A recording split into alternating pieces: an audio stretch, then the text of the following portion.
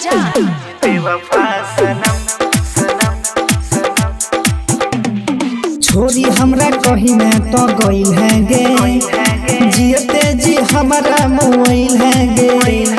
छोरी हमरा कहीं में तो गइल है गे, जियते जी हमारा मोइल है गे।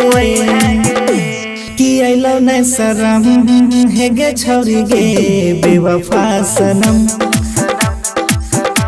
कि अइलो न शरम है गे छोरी गे बेवफा सनम। Angika recording studio Rupauli Purnia Bihar. DJ गंज बाजार गंज बाजार गंज बाजार। प्यार हमारा से तो कइल है गे, कितना तो सपना देखइल है गे।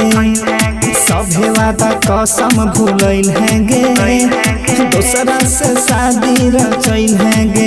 गोरी सुन लेना बात हमर छोड़ दे वही साथ, बड़ी तो गे याद तोहर हर एक बार।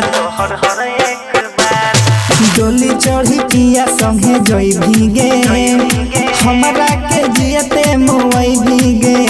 एगे डोली चढ़ी पिया संगे जई भीगे, हमरा के जियते मोई भीगे। दे दे बही जखम गे गे छोरी गे बेवफा सनम।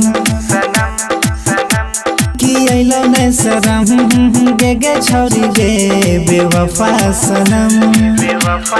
डीजे गंज बाजार गंज बाजार गंज बाजार। Angika recording studio Rupauli Purnia Bihar.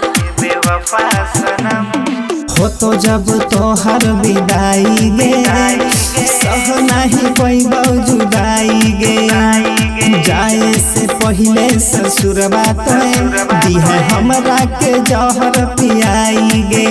गोरी मरलो के बाद हम छोड़बो न साथ, मिले आई है कबर पर हो तो हमरा से बात। टिंकू से रिश्ता लेली जोड़ी गे, कुमद के दिल देली तोड़ी गे। रौशन से रिश्ता लेली जोड़ी गे, कुमद के दिल देली तोड़ी गे। फुटल मोर करम गे गे छोरी गे बेवफा सनम। कि अइलो न शरम गे गे रानी गे बेवफा सनम।